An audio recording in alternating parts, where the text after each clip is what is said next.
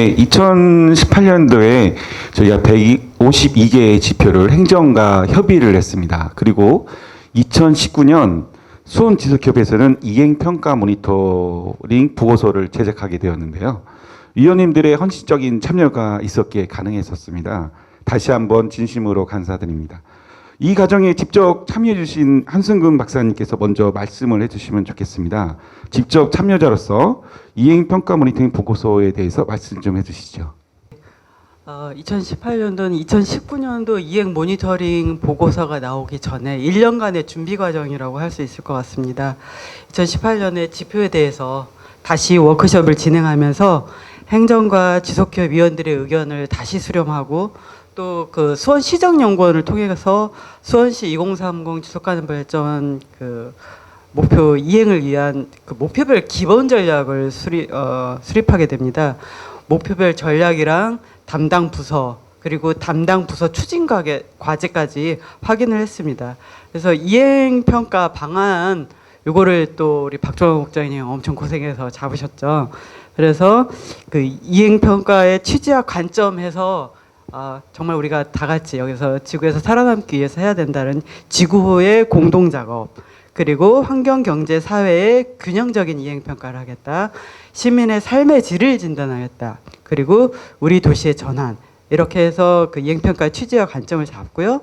객관성과 평가의 독립성을 유지하고 또 정성적 접근도 좀 같이 하는 것. 개량적 접근뿐만 아니라 그리고 통합적인 접근 방식. 이렇게 하자는 그런 기본 자세를 잡았습니다. 거기에다가 이제 이행 평가를 위한 주체별, 그 사업별 평가표를 작성을 했어요. 정말 이런 거 준비하는데 굉장히 고생하셨을 것 같고요. 그래서 세부 목표별로 지자체, 중간 지원 조직, 그리고 시민 기업의 주체랑 주체별 이행 사업 이런 것들을 다 확인하게 됩니다. 그리고 나서 2019년에 돼서 이행 평가를 하려면은 그래도 아무리 수원시가 이행 평가를 한다고 하는데 전문가가 해야 될 것 같았어요. 저도 그렇게 평가하는 작업에 참여하는 그런 사람으로서 봤을 때. 그런데 수원 같은 경우 진짜 과감한 도전을 했습니다. 지속협 목표별 그 위원회를 두고 목표별로 책임평가위원이랑 그다음에 책임 지표위원을 이렇게 정하고 행정에다가 자료를 요청해 가면서 이행 모니터링을 실시를 합니다. 그래서 정책이나 사업도 평가하고 또 그 지표 자료를 취합하는 게 쉽지 않은 일인데 그런데도 그 위원들이 처음에 물론 이제 처음 하는 일이라 조금 어려워하긴 했지만 몇 번의 그런 모임을 한 후에는 이렇게 하는구나 이렇게 하면서 다 이렇게 잡혀갔던 것 같아요. 그래서 지표위원 같은 경우는 뭐 지표를 보니까 좀 나았는데 정책평가위원 같은 경우에는 정말 수원시의 이제 행정 과제, 이행 과제들을 보는 것 때문에 더 힘들었을 것 같습니다.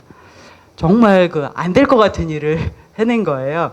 그래서 지금까지 이제 지속가능 발전 목표를 수립하고 이행 보고서를 낸 곳이 많진 않아요. 지금 수원시 냈지만 그리고 그 외에는 담양군, 그다음에 도봉구 이 정도거든요. 그래서 현재 이제 담양군이나 도봉구 같은 경우에 지속가능발전위원회 소속의 그 전문가들이 좀 많이 참여해서 이렇게 냈다고 할 수 있는 반면에 수원시 같은 경우에는 이렇게 지속협 위원님들이 적극 참여해서 같이 한 것입니다. 그래서 수원시는 진짜 여러모로 선도적인 길을 걷고 있다고 할 수가 있겠습니다. 네, 말씀 고맙습니다. 저희가 보고서 작성에서 방금 한승근 박사님께서 말씀하신 그 책임평가위원, 지표위원님들이 있었는데요. 이분들은 저희가 이제 세부 목표를 평가하기에 정성적 평가와 정량적 평가를 두 가지를 하게 됐습니다. 그래서 지표위원이 정량적 평가를 했었고요. 그다음에 책임평가위원이 정성적인 사업평가, 그 행정에서의 100대 과제를 선정해서요. 그 사업들을 평가하는 것들을 했었습니다. 예, 참 어렵고 힘든 과정이었습니다. 이번에는 그 정영정 박사님께서요, 논문 작성으로 수원 SDG 작성 사례를 경험해 보셨고요. 그러면 이행평가 모니터를 보면서 어떤 생각이 드셨는지 말씀 좀 부탁드리겠습니다. 이제 이행 모니터링 보고서를 딱 만드셨더라고요. 지금 보고서로 편집이 잘 되어 있었고 저기 보면은 매뉴얼이랑 뭐 몇 가지 이렇게 해서 묶음 자료를 좀 받아보고 사실 되게 놀랐어요. 그러니까 제가 이제 이렇게 하실 줄 몰랐거든요. 정말 하신다고는 하셨지만 이렇게 1년 만에 정말 이렇게 이 보고서가 이렇게 나올 거라고는 생각을 못했던 것 같아요. 그래서 그거를 쭉 저도 읽어보면서 우선은 평가의 내용을 보면서 저는 이제 지표보다는 정책 평가 쪽을 많이 주로 이제 유심히 봤는데 평가가 굉장히 냉정하시다라는 생각을 많이 했어요.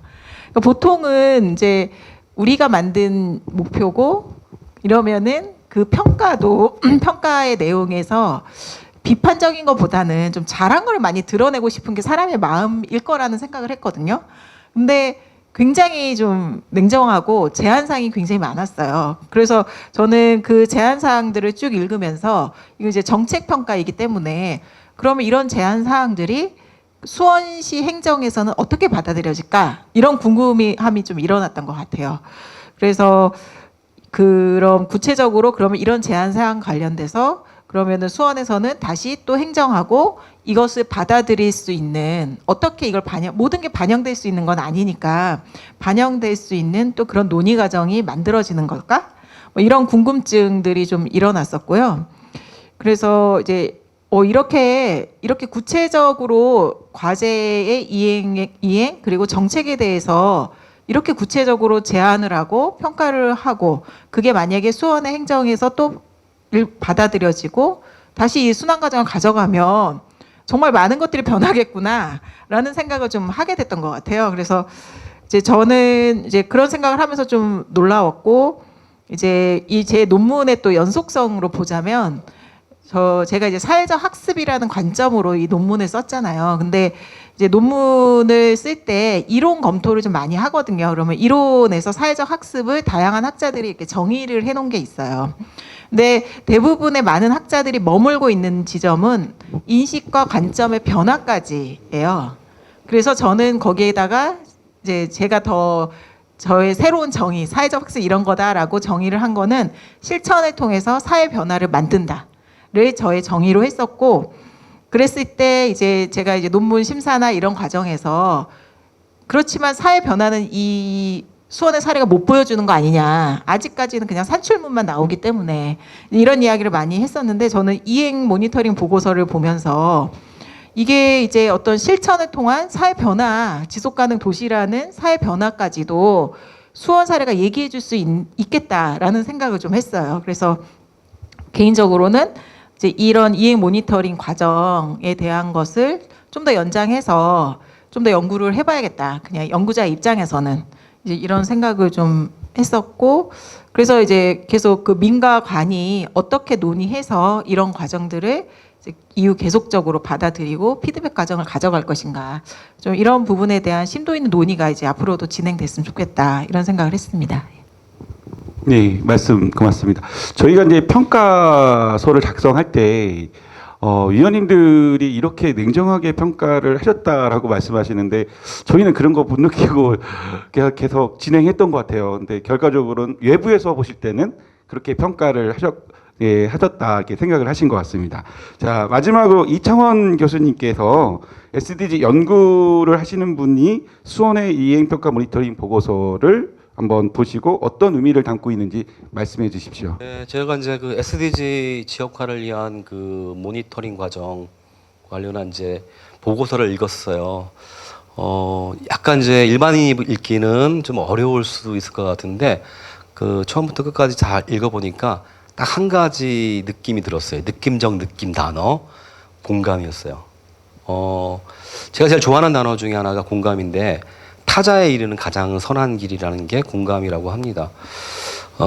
모니터링 과정을 보면은 단순하게 어떤 뭐 지표라든지 목표에 대한 기술적 검토는 아니에요. 그러니까 수원의 장소, 사람, 일, 문화, 환경과 생태를 만들어내고 변화하는 과정, 추진력을 탐구하는 과정이었다라는 거죠. 그걸 통해서 수원시가 갖고 있는 보편성과 특수성들을 규명을 하려고 시도를 했어요.